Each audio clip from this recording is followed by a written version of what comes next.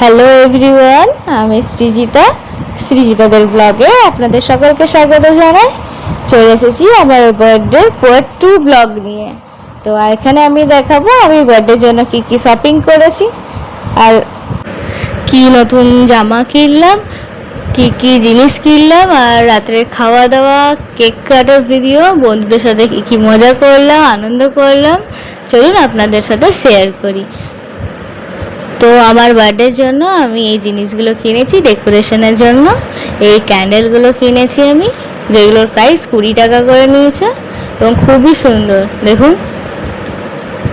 আর এই স্পার্কেল ক্যান্ডেলগুলো নিয়েছি, সাথে ডেকোরেশনের জন্য বেলুন, হ্যাপি বার্থডে আর একটা স্টার। এটা একটা কম্বো সেট ছিল, তো সেগুলোই আপনাদেরকে দেখাচ্ছি।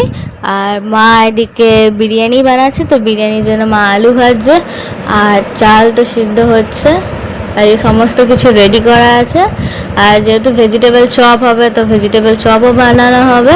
তো বিরিয়ানি লেয়ার করে বিরিয়ানি রেডি। তো দেখুন বিরিয়ানিটা কি সুন্দর দেখতে লাগছে, গন্ধ তো একদম গোটা ঘর মোমো করছে। বিরিয়ানিতে আমার ভীষণ পছন্দের। এদিকে ভেজিটেবল চপও ভাজা হয়েছে, chop ready.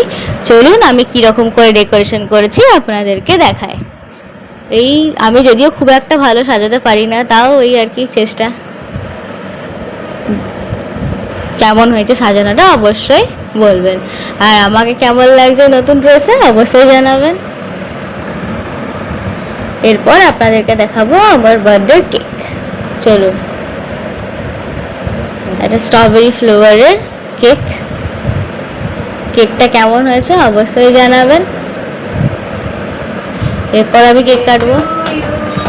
Happy birthday to you, happy birthday dear Srijita, happy birthday to you. আমি আমার বাবাকে কেক খাওয়ালাম অ্যান্ড মাকে কেক খাওয়ালাম।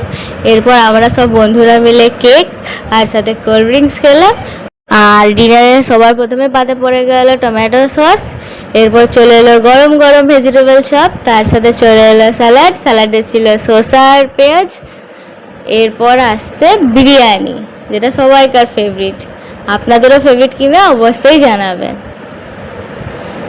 পড়ে গেল ডিম, পড়ে গেল চিকেন আর সাথে আলু, আর ছিল হচ্ছে চিকেন কিমা কারি।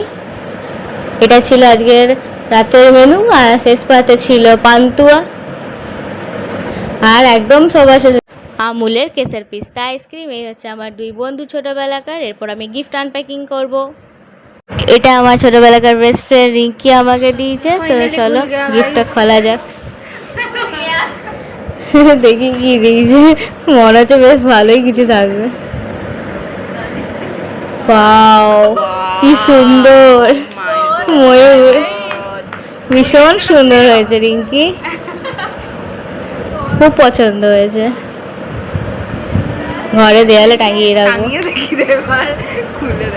এরপর আমার বন্ধু মিষ্টি রানী এটা দিয়েছে। তো চলো মিষ্টি রানীর গিফটটাও আনপ্যাকিং করা যাক। দেখি মিষ্টি কি দিয়েছে।